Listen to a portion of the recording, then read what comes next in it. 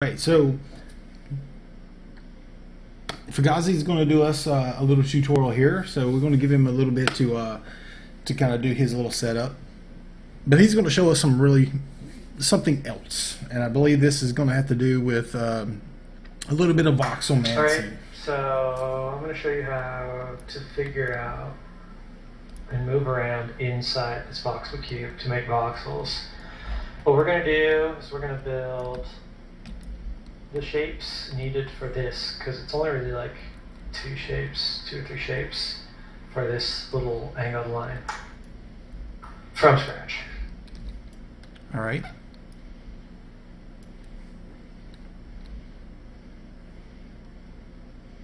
So this triangle that's highlighted with my cursor, that's pretty much the main shape for this 45-degree line. And we're going to start with a prime square and build it.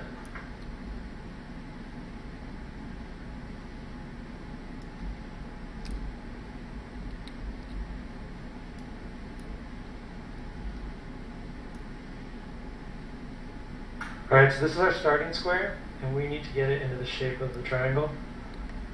We are going to do that by just pulling handles off the cube. The first one I'm going to build is the top corner. If you look at the top corner, it goes half the way up to its neighbor. It stays on the prime dimension and on the other two dimensions. So if you look at the voxel cube, all the directions are positive, and because this extends upwards, we need to get one that pulls instead of pushing. So we're going to have to build an inverse. So I kind of know where that should be. So this one that my cursor's on, it's going to be the correct one. What it does is it stays prime in two directions, and then it goes halfway into the neighbors in the other. So I'm going to copy that. Okay, so it basically goes straight down on that one corner and only on that one corner. So it's literally flat here, but it comes down to the point. I'm going to come over here to a 2x2 cube, and I'm going to paste it into the cube. Now I'm pasting it so that the pointed part of the handle is in the very middle of the cube. Now I want it to retain the same dimensions on the two that are prime, and I just want to invert the one direction that is not prime. So that would be the point, so I want it to be the one right underneath it. We'll copy that out.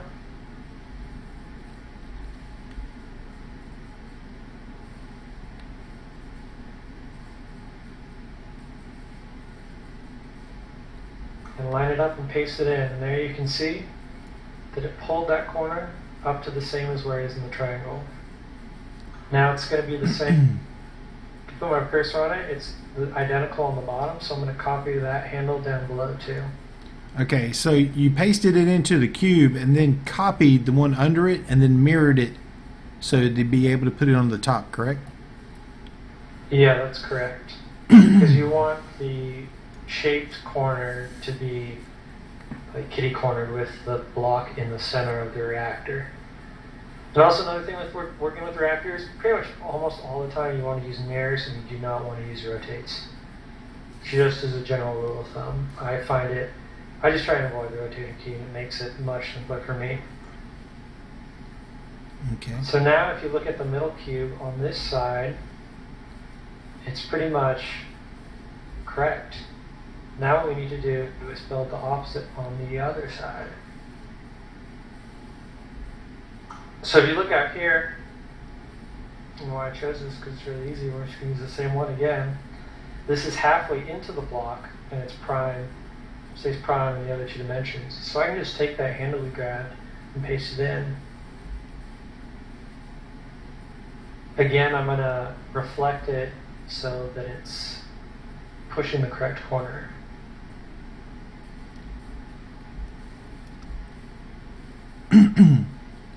So he's using that same piece that he made here, but he's putting it on this side. And there we have 1/2 of this. Now if we look back at the triangle, you can see the triangle is wider than a prime.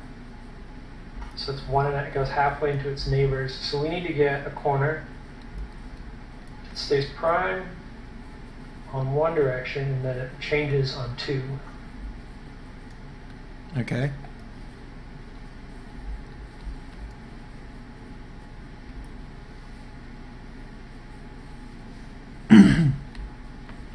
So, like, exactly what points are we actually looking for when we're up here looking at the library itself? You know, what makes it stand out more than anything other than the prime directions?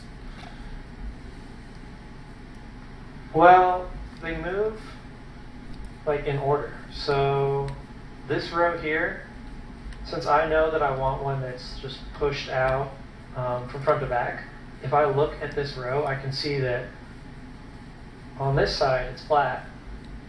The corner where you're standing, it's pushed out all the way. And that's the one I want.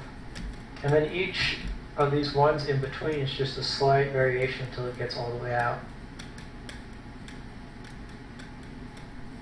Okay. So if I look at it straight down from my direction towards you, the left and right sides are prime. They have been unchanged. But if I turn and face to the east and west position from where I'm standing at right now, the side that's on my right hand side is prime, but the side that's on the other side, you only have to worry about that the one side of the handle because there's only one corner that has the data, I guess you would say. You're never going to use the left side. Okay. You know what I'm saying? It's just always prime on every handle. Okay, gotcha. I'm just trying to make it easier for those who have never done this stuff. Yeah, it's not the most. All right. Like, once you get the system, it just makes sense, but when you're trying to figure it out at first, it can be kind of weird. So take that, I'm going to throw it in the box, because we actually need to change a couple of things on this one.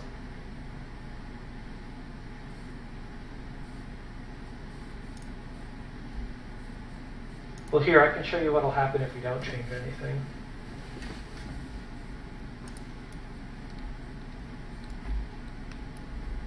So now this is like pushing in.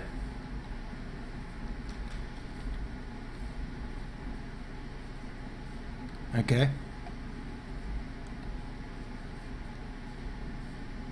So if you look at it from the front here, when I paste that handle in, it made a voxel, it pushed the voxel so it's only half wide, and because we want 1.5, we want to get the opposite of that handle, the inverse of that width dimension.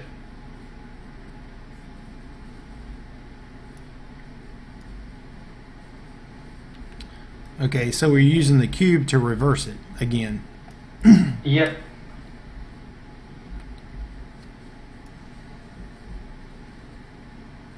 And there, I just pasted it out, and see how it does that? It's now pulling it out half instead of pushing it in half. So he's pasted it into that side and taken the one next to it to do the reverse. And now if you remember on the previous one where we needed, instead of pushing it towards the middle, we wanted it pulled out towards the neighbor's middle. That one's already used right down here because it's inverting the height now. Okay. We also need the width inverted, if you remember that. So we want this one down here. So we invert both the height and the width.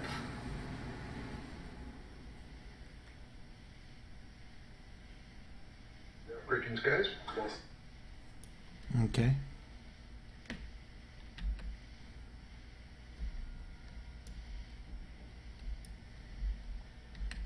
And there we go. We have stretched a prime voxel into this triangle shape.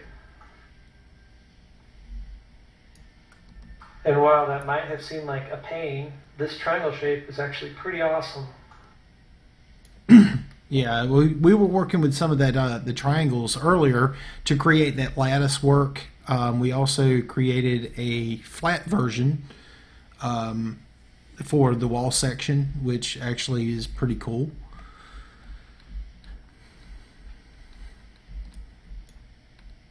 That's pretty cool though, man. Seriously, I mean, there we go. So yeah, it really is. That's about what there is to it. It is very time consuming, so you don't want to do it if you don't have to. But when you do want to do it, it's very powerful. It lets you do a lot of really cool stuff. And I think the one thing I should, I guess, suggest to everybody is with this square that he has created here to be able to reverse and invert and change that one particular voxel from the voxel library here.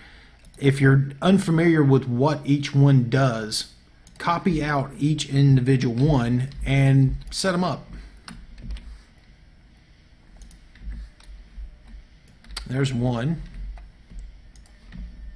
Grab a handle that changes on all 3 dimensions so you can kind of see.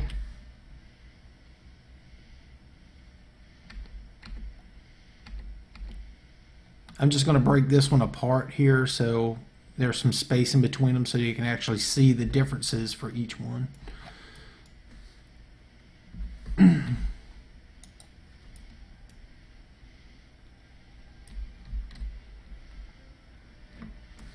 There you go.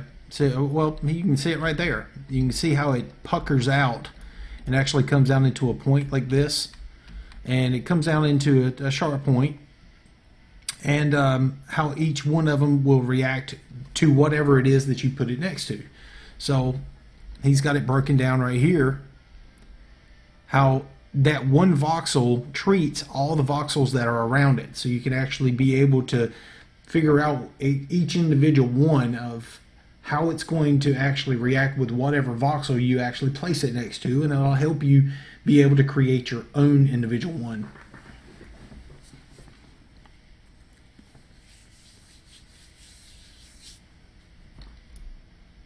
It's really cool. Like I said, you know, laying this out like this so you can actually see what those voxels are doing inside of that cube will help you be able to figure out exactly how you want to manipulate your particular voxel and create your own individual shape. Rip that one apart really quick. Yeah, that's exactly what I was talking about. To be able to actually see what it does to all the other voxels. And so you can be able to more easily choose which voxel it is you want to work with.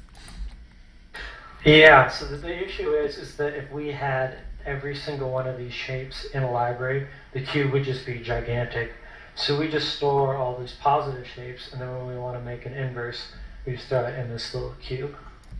Oh, I just made the backside of all your positives negative. That's really cool. That's really cool. I appreciate you showing us that, man. That's really freaking awesome.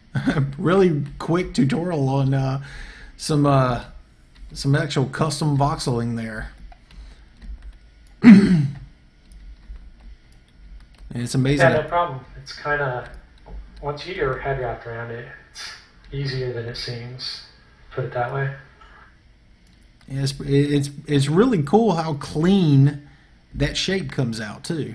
It really is.